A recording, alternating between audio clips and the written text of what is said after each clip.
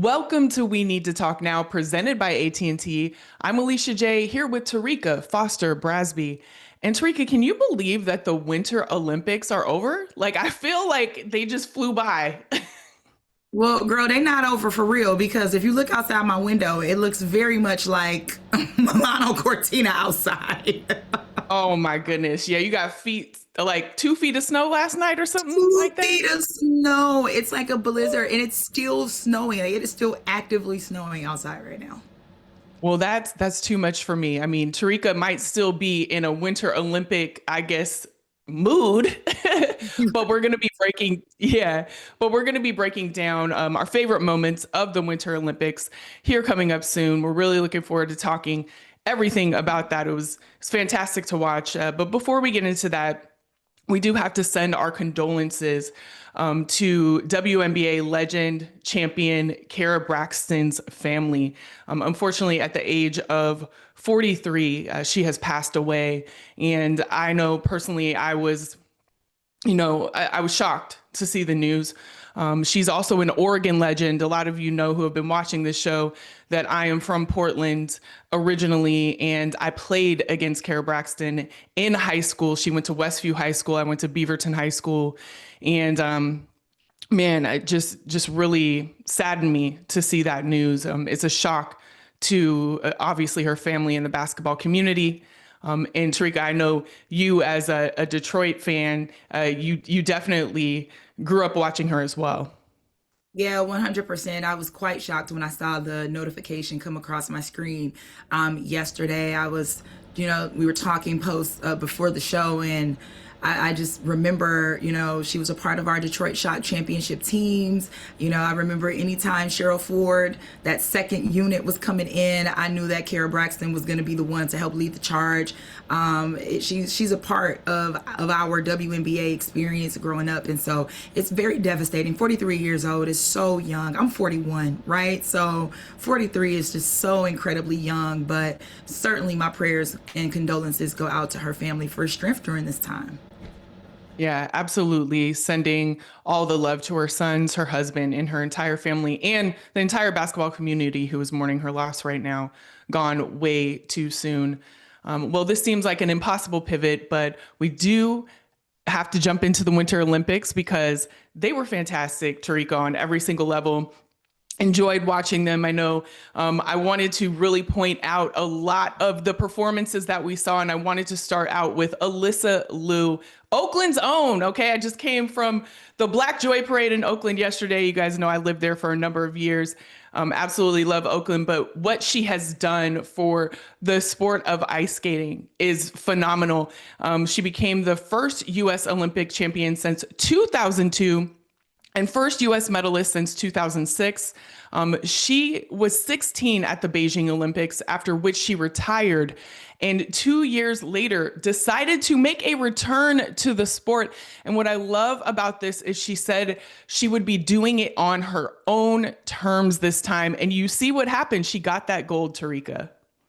I absolutely love it. And I think, you nailed it with what makes this gold so powerful is that she did it on her terms, right? She kind of made a transition from being like this teenage prodigy to like making sure that people understood that happiness and joy, speaking of joy, that happiness and joy was going to be at the forefront of her performances this time. And you could see it because realistically, when you start off that young in this business as an athlete in any sport, but specifically in figure skating, I think that kind of spotlight can kind of swallow you up a little bit, right? And I think that this time, this comeback and this gold, it was just incredibly different. She was doing it because she wanted to do it. You could see it in her performances, the tone, the musicality, her smiles mid-program, the jumps were still there, her technical base was still good. She just made it look effortless. So yeah, I think just the biggest performance for me was just, she wasn't doing it from a place of pressure this year. It was like, this is peace. This is just me finding peace in my sport. Yeah, she said she wouldn't starve herself, overtrain or undertrain, had a total control over her artistry. And it was just phenomenal to see how she brought awareness to that and showed all people that they too can do what they want to do and be passionate about it and not be pressured to do it. We see here that we have the overall medal count We'll just specifically talk about the gold here. Norway had 18 golds, the United States had 12, and Italy had 10. We're going to talk a little bit about the overall medal count a little later on. There were some amazing statistics about women when it comes to the medals, so we'll be talking about that. But man, just women bringing in the gold left and right, and just Team USA bringing in the gold, obviously, you see right there. I wanted to talk about somebody who didn't necessarily bring in the gold, but Amber Glenn also in figure skating. She unfortunately in her competition, I should say, popped a double loop instead of a triple loop, which resulted in a 0 for the attempt in her short program. But she rebounded in such an amazing fashion, Terrika. The highest score in the free skate went from 13th to 5th. And this just goes to show that, sometimes you don't get the medal, sometimes you don't get it, that gold medal, I should say. But to see her rebound like that was very inspiring. Yeah, I just think that that really speaks to Amber's overall individuality, right? Because if you think about some of the things that she's had to face and deal with over the years, she's talked openly about her struggles with anxiety, with mental health, and figure skating. I mean, the way that you can drop 5 spots quite easily because the margin is so small. So for her to be able to take that and be able to move up in the standings to rebound in that way, to me, that's just incredibly crucial. And I think what Amber represents overall, if you remember her story, she's the first openly LGBTQIA plus US figure skater champion. She continually talks about authenticity and visibility and what that success looks like. So I think that her bounce back really just shows that this sport really just isn't always linear, right? Sometimes you have to evolve. And I think like this was a moment of evolution for her where she completely was like, hey, I'm not going to get in my own head. I'm not going to let this ruin what could and will be my moment. So I love this for Amber. Yeah, I loved it too, just to see her persevere. She also on social showed us the spin that she was not able to do.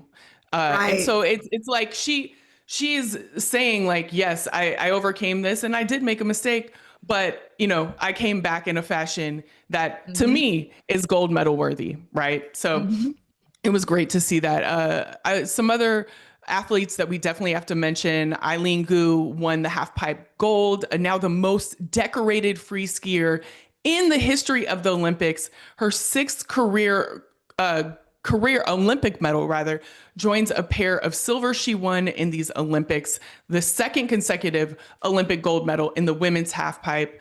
And she said that the reason I love the record so much is that it's not about a man or a woman. I'm the most decorated free skier of all time, male or female. That's a testament to competitive strength. It's mental strength. It's being able to perform under pressure. It has nothing to do with you if you're a boy or a girl. I thought that was very profound. And she also announced that her grandmother passed. She found out that her grandmother passed after. So, she did that in her honor as well. Yeah, resiliency was next level for that. And you want to talk about resilient? Listen, a moment that I think we were all on our feet for was women's hockey. Come on now. Canada. Listen, I know I was on my feet screaming. It was an amazing game to watch on multiple levels. But the United States beat Canada for the gold in OT 2-1. And we talked about this.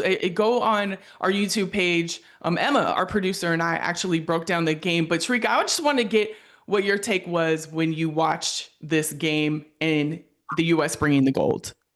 I just want to say we told you so. Like, we literally told you so, because the truth is, coming into this tournament, what did we say? We said that the youth was going to be able to be the movement for us. We told you to watch Erin Frankel because she was steady, she's poised, she's unbothered, she has championship pedigree.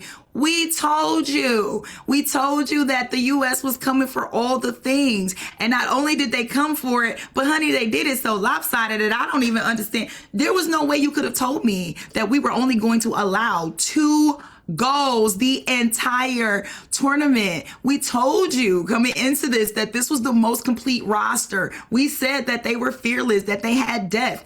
I mean, what can we say other than we told you so? So I just want to know, excuse me, I just want to tell everybody now that USA now officially owns hockey. You know, the men won gold as well against Canada. So the USA now officially owns hockey. And if this is what the next generation is going to look like, well, the rest of the world better catch up, because USA, we're doing it. It's Hockey Town was a nickname that we have in Detroit for Detroit, but now like Hockey Town is now the USA. Here's what it is. Well, it is what it is. We told you, and we're going to tell you our final Olympic thoughts when we come back. So make sure you stay tuned.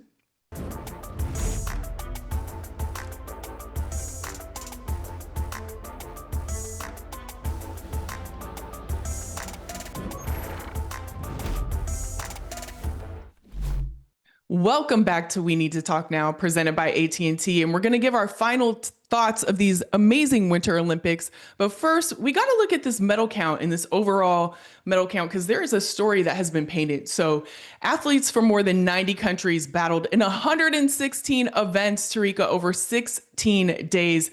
The top three in medals were Norway, as you see, with 41 total. The United States had 33 total. And Italy had 30 total. 8 of the 12 Team USA gold medals were won by women. 63.6% of the total team medals were won by women at the Olympics in total. I love that stat, Terrika. When you hear that, what are your thoughts on the whole medal count and women? I mean, are you surprised? Like, are you genuinely really surprised? Like, that's my thought, because I'm not surprised. Women are incredibly dope, and we've been killing the game for a very long time. It just feels good when it shows up tangibly, like in medals and records and awards, because that just further proves that we belong here. We belong in these games. We belong in these sports, and women are typically the ones that are carrying the weight anyway. So it just further proves that this is what we do. So I love that. I love that. Overall, to be honest, I was just saying this to my husband yesterday, that I feel like this Winter Olympics, more than any other Winter Olympics, like really solidify the USA's place. We don't really have a lot of winter sports that we dominate, just simply because when you think about the Summer Olympics, basketball, swimming, track and field, like those are sports that the US usually like dominate in. It felt really good for us to be able to kind of come into the Winter Olympics just breaking records with our medal count and having women lead the way in doing that. Definitely felt good in every way. When I saw that, I was like, we got to talk about that, because it is amazing. It is amazing. It's also important to note that in 2030, the Winter Olympics will take place in the French Alps, and that the Paralympics start on March 6th. So put that on your calendar. I know we will be talking about it here on We Need to Talk Now. So definitely do that. But when it comes to the overall Winter Olympics that we just watched, what are like your final thoughts? What is something that stands out that you think everybody should just take note of as we kind of transition out of the Winter Olympics? All right. So first thing, I need everybody to recognize that Black women showed up and showed out. Okay. From Layla Edwards making history to Erin Jackson continuing to prove that she is that girl in speed skating. Elena Myers-Taylor, like just these women in this Olympics, just the visibility, the representation being on full display. This was so impactful. I feel like there was a standard of excellence on the biggest stage that really put on for Black women. And what I love most is that it didn't really feel like a moment, right? Like it didn't really feel like it was just some momentum. Like it felt like these women are here to stay. And so anytime I can see young girls see themselves in performances in representation in this way, it just makes me feel really good as a Black woman. So yeah, shout out to the Black women who did it this year. Yeah, it's the representation that I wish we both had when we were coming up, Yes. Like hockey was not on my radar. It just simply was not on my radar because I did not see women that looked like me playing it. And also, there's other barriers like cost and things of that nature that I just feel like we now have, I don't want to say a remedy for, because there's still things that need to be done and still work to do. But now we have representation that we see that it is possible, it can happen, you can do it. Yes. And that Yes. is so important. And Elena Myers-Taylor, I wanted to say some things about her as well. Specifically, becomes the most decorated Black female athlete in Winter Olympic history. She won gold her first Olympic gold medal that she's ever won. And the moment that she celebrated was really talked about. She celebrated with her nanny first, right? And the reason is her nanny got up there and brought her two sons to celebrate with her. And her two sons have special needs. They are both deaf as well, in addition. And she was signing with them to say that mommy is a champion. Mommy won, specifically, is what she was signing with them, like practicing with them. So, in the event that she did win the gold, she would be able to show them that. And that happened. We saw it in real time. And it was a moment that I know I was inspired by, to show her sons that. And she said that her son Noah specifically, and I thought this was so cute, is walking around with the gold medal saying that he's the champion now, that he's the champion. I mean, listen, he's got to take full credit for everything mommy does. I'm not mad at it. Yeah, I'm not mad at it either. Is there another moment, obviously Yes. it was a huge moment at the Winter Olympics for Black women, but is there another moment that stood out for you? Yes. I think the other thing that stood out for me is USA curling. Okay. Now, y'all, listen, Alicia, when we started talking about the Olympics, I told y'all that curling was my jam and that I was going to be all into it. But I was not necessarily looking for the USA to put on the performance that they did. They surprised a lot of people. They walked away with a silver medal in mixed doubles. Corey Thiessen was just amazing. I really think they picked up a new fan base. Every time I was going into a bar or into a restaurant, there was curling on TV. The women's team played for a bronze medal. Now, granted, they lost to Canada, but I just don't think people saw them being there or being as exciting as they were. And I've just been telling y'all forever that curling is that type of game that sneaks up on folks. But this run was really good. They were gritty. They were strategic. There were some really close matches. I think that's how you win over viewers. I often saw people talking about, I don't understand the scoring. I don't know what they're doing, but I'm hooked. And I'm like, that's exactly the point. So shout out to USA curling, but also shout out to the drama of the Olympics, because girl, we had drama. It was a cheating scandal. Then curling had a cheating scandal. Then there was an actual cheating scandal. It was just controversy, everything. I was like, give me all the drama. This is what I'm here for.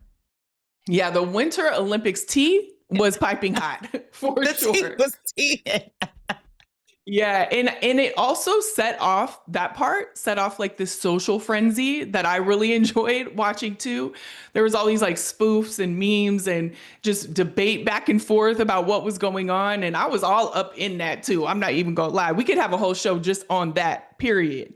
But it was definitely something that I loved as well. And I think in general, and I don't know if you felt this way too, but I don't think, traditionally the Winter Olympics hasn't gotten as much coverage as the Summer Olympics has. But I think this really catapulted the Winter Olympics in a lot of ways in that same respect too, because there was a lot to talk about and people were talking nonstop about it. And I love that for the Winter Olympics because they deserve this coverage. They deserve this type of coverage. All of those athletes that compete every 4 years.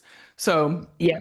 Definitely was here for everything that happened in the Winter Olympics. And we'll be waiting for the next one. That's for sure. Because if it's anything like this one, we got a lot to talk about. We have a lot to talk about, Terrika. And we certainly have a lot Yes. And we certainly have a lot to talk about when it comes to the WNBA. And we're going to be having some CBA updates when we come back after this break.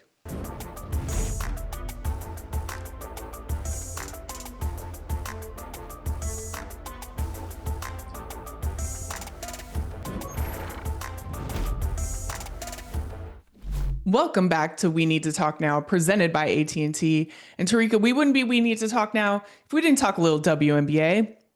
And the WNBA, after a 6-week stalemate, the CBA talks, they have, heated up a little bit. The WNBA sent a new proposal back to the WNPBA on Friday that would guarantee housing for all of the players in 2026 before phasing it out in subsequent years of the deal. Developmental players would be provided studio apartments for the entirety of the deal, and players on applicable minimum salary and those with 0 years of service would receive housing in 2027 and 2028 as well. That was probably like the biggest, I guess I would say, thing that happened in the CBA. Prior to the February, the league had not included any housing provisions in its proposal, and they still appear to be far apart when it comes to these talks. But there is some movement.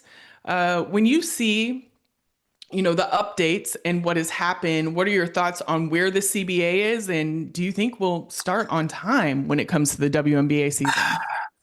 It's the craziest thing, Alicia, because the truth is, I don't understand the mixed messaging, right? And that's how I feel, that it is a bit of mixed messaging. You hear players talk about how, there is this trend in the right direction, that there is movement happening, that they feel confident about where the negotiations are going to go, and that they'll get a deal done. But in all of these updates that I'm seeing, what I'm not seeing is the actual concession of either side on whether or not this money is coming from gross or coming from net. And at the end of the day, that's what we're talking about, whether they are going to be paid a revenue share of gross income or net income. And that is the biggest difference. And I am a bit confused on how there are these categorizations of where these negotiations are going if that issue isn't the issue that's actively being discussed, or if that issue isn't an issue that the league is willing to bend or give on. So I just feel like there's a bunch of mixed messaging, and it makes people feel a little uncomfortable about what this future is going to look like over the next couple of months. There are a ton of things that have to get done over the next couple of months. So when you talk about starting on time, well, we've got to factor in the expansion draft because Portland and Toronto need a team. You've got to factor in the actual rookie draft, which typically is the Monday after Final Four. But April 13th feels really close, right? That's a month and a half away. You've got to factor in free agent, which was supposed to start February 1st. And here it is February 23rd. So, and then let's not also forget that it's not as if when a CBA is signed, it's going to instantly go into effect. They've got to talk to their lawyers. They've got to shore up things. Like, that's a whole nother process. So I don't foresee this season starting on time. And if it does, that means they have really done some amazing things to be able to lock down everything that needs to happen before the season can officially begin, before training camp can officially begin. So yeah, I don't know about starting on time. I see a season. I really do see a season. But I don't know about May 8th. Yeah, I'm not sure either. Like you said, it's basically tomorrow when they need to get this done. I mean, we saw how these months in the Winter Olympics just flew by. It's about to fly by to that deadline. And I know that Adam Silver, he basically said, like, we're running out of time to get the deal done to ensure that the 2026 season goes planned. That's also part of negotiations and messaging that I'm sure is very strategic around their part. That happens in negotiations for sure. But the revenue part is the part that we are still so like, we don't have an answer for that because the WNBA has proposed players receive over 70% of net revenue, which would amount to less than 15% of gross revenue, and also proposes a salary cap of $5.65 million that would grow with revenue growth. Also proposing max salaries amounting to nearly 1.3 million in 2026 and to approach 2 million by 2031. But that's so far apart from what the players are proposing that, that mixed messaging, all of that just makes it seem like we're not even close, to be honest. And that is it's really Yeah, it really is. It does. Now, Nafisa It does. Collier did say, Nafisa Collier did say that negotiations are trending in the right direction. Last Wednesday, she said, "We are not where we want to be, but I think negotiations are trending in the right direction, and that's what you want. You want movement. You don't want to be in a stalemate. You want there to be hope for the future, and I do have that. I think there has to be a lot of movement in a lot of places in the CBA, but the fact that we are moving, I think, is really hopeful." So definitely movement is great after a 6-week stalemate is great, but there's just so much to be done still. So much to be Yeah. done. Yeah, 100%. And I'm not even going to talk about Adam Silver because, sir, you're talking about we're in the 11th hour and we've got this and you want to put pressure on both sides. No, sir, put pressure on the side that you control. Like the WNBA is a subsidiary of the the WNBA is a subsidiary of the NBA. Majority of the owners, or a good portion of the owners of WNBA teams, are associated with the NBA. Like, if you really want to put pressure on people to get stuff done, then holla at your people, Adam. Like, I don't understand why you are trying to feed us this delusion that you don't have more power than you do. You know how much power you have, and you know that you can move this if you truly wanted to. I need you to want to, right? And I know that there is this thing that appears like, well, the WNBA is essentially giving them more money. In the grand scheme of things, like in the numbers game, yes, it's more money, but is it fair? Like, and that's the thing. Is it more? Yes, it's more. Is it fair? No. And that, like, to me, that's the bottom line. And what people have to also realize is that you're not only setting yourself up for what you deserve, but you're setting up the future women who are in this league for what they Yes. deserve as well. And so you can't do something that is not good for you because it's not going to be good for them. You know what I'm saying? So it's Yep. just a rolling effect. If you don't get what you deserve now, you're continuing to not get what you deserve. And that's what people don't understand when it comes to the CBA. I will say one thing that Stewie understands is that she will be joining Fenerbahce for part of the season. I think when people saw this, they were like, well, if she's going over there, what does that mean for the CBA talks and what does that mean for her participation in the W? But I don't think they have anything to worry about, right, Terrika? I mean, They don't have anything to worry about, to be honest. This isn't a move that like depicts anything with the CBA or movement. And if you're talking about prioritization, well, theoretically, with the CBA up in arms, we don't even know what the prioritization rule would really look like, because that is something that could also change and be discussed within whatever this new CBA signing would be. And realistically, she doesn't have to report to training camp until like May 1st. So her being gone through a few days in April, it's not the end of the world. And it's Stewie. Y'all really worried about whether or not Stewie is going to be ready at the beginning of the season? She's going to be fine. Yeah. And she said on AZ Fudd's podcast that they literally offered me something that I could not refuse. And she'll be playing 2 games for them and then coming right back over here to play for the W. So it's okay. Wait, is guys. she on her Godfather? Is she on her Godfather offering me something that I couldn't refuse? Really? Listen.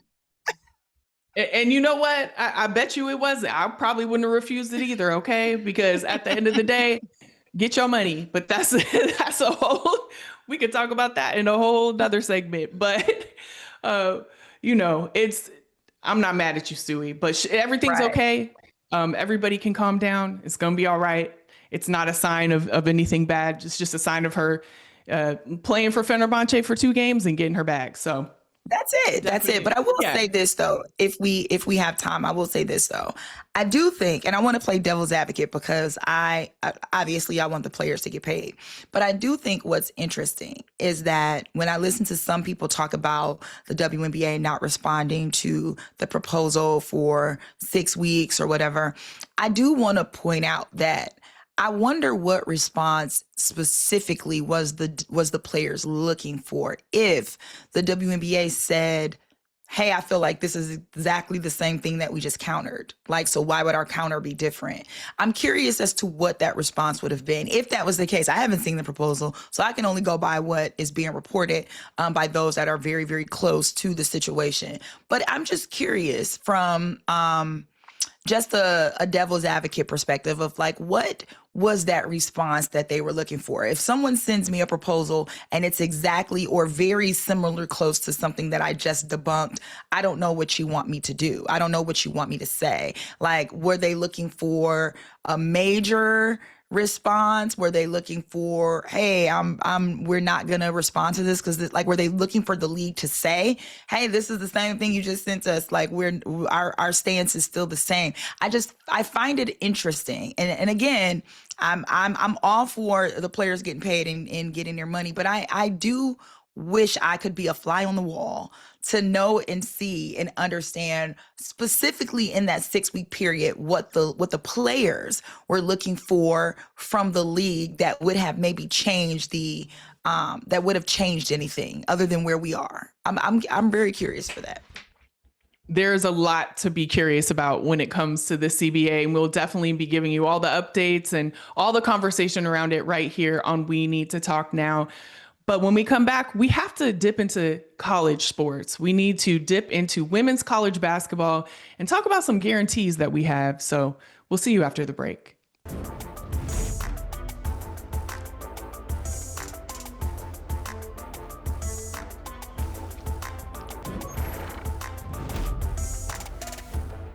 Welcome to We Need to Talk Now, presented by AT&T. I'm Alicia J, here with Terrika, Foster-Brasby, and we're going to talk women's college basketball in our favorite segment of the week, the Guarantee of the Week, presented by AT&T. Now, there's a lot that we can talk about because we're getting close to March Madness. Teams, I saw a team even had their senior night already. Like, it's wild how fast the season has gone by as well. Sports are just flying by in general, but a lot of people are saying that possibly Vanderbilt should be one of those top 4 teams instead of a Texas. What are your thoughts on that? Do you guarantee? What is your guarantee on that, Terrika? I will guarantee that Vanderbilt will probably be a 2 seed. I'm feeling 2 seed. Like, I'm an AP voter and I understand. I think that Vanderbilt is a solid 2 seed. They're net 15. That really puts them in protected territory. So you're not worried about them dropping to like a 3 or a 4 unless they just completely bomb over the next few weeks. And I don't see that happening. But I think they're right in the mix to be like the top 2 seed. You look at their quad 1 wins. They have 7 quad 1 wins. That matters. Like, they're not just beating who they're supposed to beat, but they're beating high level teams, and they're beating high level teams in a way that is convincing, right? So I think they're definitely a 2 seed. And they play in the SEC. I mean, they are battle tested. The SEC is one of the best conferences for women's basketball. So I am not sure that I know that they beat Texas. I know that there are questions because Texas lost to Vandy and Texas lost to South Carolina. But realistically, and this is the part that I love, Vanderbilt is playing and defending at a high level that even as a 2 seed, they may come out better at the end. Like, it's not always wanting to be a 1. A 1 makes you one of the most sought after defensive teams. And by defensive, I mean, like, you have got to defend why you are the 1 seed. You are the hunted. The target is always on your back as the 1 seed. As the 2 seed, you can kind of sneak through a little bit. And I think that Vandy has earned that perspective, has earned that I would trust them being a 2 seed. They get into the second weekend without chaos. They could probably get into the third weekend without chaos. But I think when you look at their resume, their consistency, the ceiling, they check all the boxes. So to me, they're a guaranteed 2 seed. Yeah, but I think a lot of the conversation that people have been having is that they should be a 1 seed and maybe Texas shouldn't. I would You not don't agree. think that? I think Texas has more quad 1 wins, which is number 1. But number 2, I would say that Texas has earned their spot in the top 4. And you have to, quite frankly, you've got to show You've got to show me why Texas lost to South Carolina. South Carolina is quite literally to me, the second, maybe third best team. Honestly, I'd say second, but I understand why UCLA is probably still sitting number 2. But to me, South Carolina is the second best team in the country. Losing to the second best team in the country, a team that you've historically struggled against over the last several years, to me does not mean you should drop in the standings. I don't personally see that.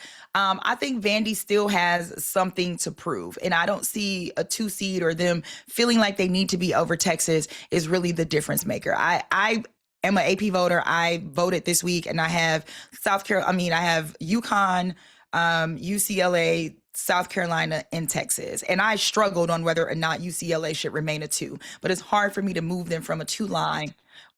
It's just hard for me to move them from a 2 line, but I can't make the argument for putting Vanderbilt over Texas, even though I think it was a great win that they had over Texas a couple weeks ago. Yeah, I would just say, though, going down like at the end of the season as we're wrapping up to get to March Madness, I should say, so the end of the regular season, Texas has got to take care of these games that they have left. They definitely have to do that. So they have Mississippi State, Georgia. Man, there's one other team that they have coming up that they all 3 have a chance to beat a Texas. You know what I'm saying? We've seen that that there is a chance to beat them. Any team could, but all of these teams coming up that they're playing are definitely teams that they have to watch out for. So they need to take care of business, And just really quick, if they do, like if they are unable to do that, then I would argue Vanderbilt absolutely should jump them. So it's not it's impossible or it shouldn't happen. It's just, as of today, I can understand why the standings are where they are, but Vandy could absolutely make that happen before the end of the regular season for sure. Yeah. And I think that's where the argument is coming into. It's like, Texas, you got to take care of it. Okay. because Vandy is taking care of it for sure. Yep. And I could see them going into that top 4 if Texas does not take care of the games that they have coming up. So, I guess we gonna see, because there have been some great upsets, some great games. I mean, and as we've been saying all season long, that this is the year where people are going to upset each other in this tournament. And we're definitely looking forward to watching it. And, we have to talk about this some more. We have some kind of superlatives that we need to talk about in women's college basketball, and we're going to do that right after this break.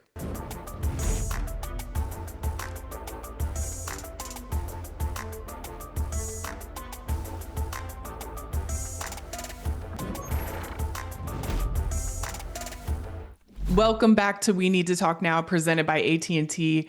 And we just talked a little bracketology. We just broke down a little bit of that for women's college basketball. And now we have some superlatives. So let's get into this right away, because there's a lot of them here, and I want to make sure we hit all of them. So best freshman, who do you have for that? There's so many standouts this year. Yeah, I feel like Jazzy Davison is the most obvious, but if I'm going to show a little love to somebody not killing a game like Jazzy, I think I'm going to take Aaliyah Chavez at Oklahoma. She is, to me, balling, right? She immediately stands out with her poise. She really just doesn't play like a freshman. And I think that's what makes her someone that I say you could really run the table. She understands pace. She understands shot selection. She can score on all 3 levels. She has confidence that jumps off the page to me. It's not just buckets. She truly impacts the games, her rebound positions. She's complete on the defensive end. I just don't think that when they're playing against higher ranked teams for a freshman, you kind of expect there to be a little bit of nerves. And I just don't think there are any nerves about Chavez. So to me, she definitely should be in the category as one of the best freshmen so far. Yeah, I love watching her play on every single level, but I am going to go obvious. I'm going to go obvious and say Jazzy Davidson. And I got to give a shout out. She's from Oregon too. So, Clackamas, Oregon, got to give a shout out to her. But she leads USC with an average of 17.4 points, 6.2 rebounds, 4.4 assists, 2 rebounds and 2.2 blocks per game. When you have a line like that as a freshman, you are definitely balling. And you, in my opinion, are the best right now out. Prior to a loss against Ohio State, they were on a 6-game winning streak. 4 consecutive games with over 20 points. And I absolutely love how she has just got in there and she's really leading the team in a lot of ways too. Her leadership skills as a freshman out the gate, you can see them right away. And obviously with the absence of Juju Watkins, we want them to play together. I can't wait to see them to play together. But for her to come in as a freshman and do the things that she's doing, absolutely phenomenal. And I'm so happy the other night she was carried off the court. We were so nervous about it. And she had cramps and that was it. And I'm not saying those aren't, and I'm not saying that's not easy because cramps are no joke. But at least it wasn't something that, would have altered her season.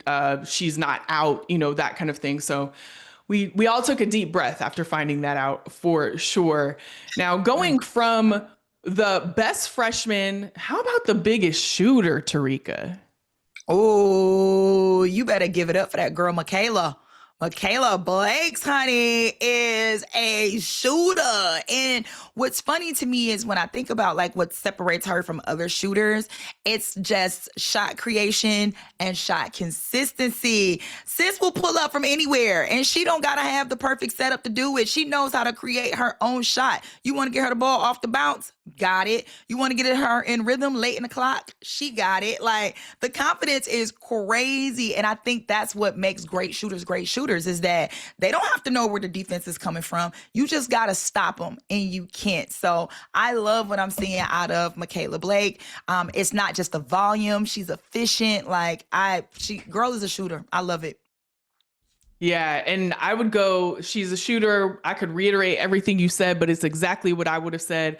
Love seeing how she scores and where she scores from. She is relentless.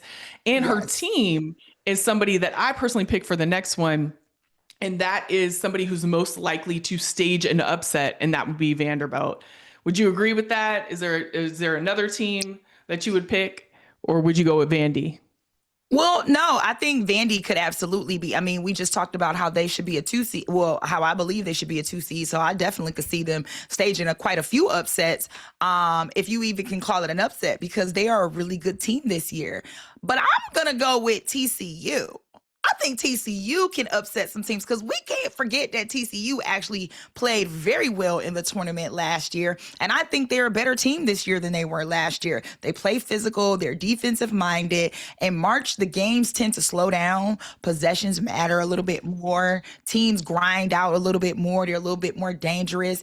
And I think that they have a guard that can really keep them in the game close. We were just talking about, when we were off camera, we were kind of talking about how TCU was near to losing a matchup and those late game heroics kicked in. You're going to need that in the tournament. And they're not afraid. They're not afraid to win ugly. So interested in seeing how they play against Iowa State, but I'm picking TCU. I think they can upset. They could send somebody home. Absolutely. Well, that leads me to the last one. The last thing that we were going to talk about is the most disappointing season thus far. And it does involve a team that TCU just played, and that's Iowa State. I hate to say it, but they came out the gate 14-0, and then they got into the thick of the conference and they lost 5 games in a row. And it's just been really hard to see because even though Audie is still balling, and I'm glad that Addie Brown is back from, her injury, they're not winning. And it's really hard to see. So they are definitely, the team that I would pick as the most disappointing. I hate pointing out any team in any kind of disappointment, but it would definitely be Iowa State for me in that. Yeah. So, with all of these things that we're talking, with all of these teams and superlatives and everything that we're talking about, make sure we're going to post this on YouTube after this show. Make sure that you comment, like, share, subscribe on all of those levels, because we want you in the conversation as we do every time we have a show right here on We Need to Talk Now, presented by AT&T. And we will see you next time. Can't wait to talk with you again, Terrika. It was a great show. Always, sis.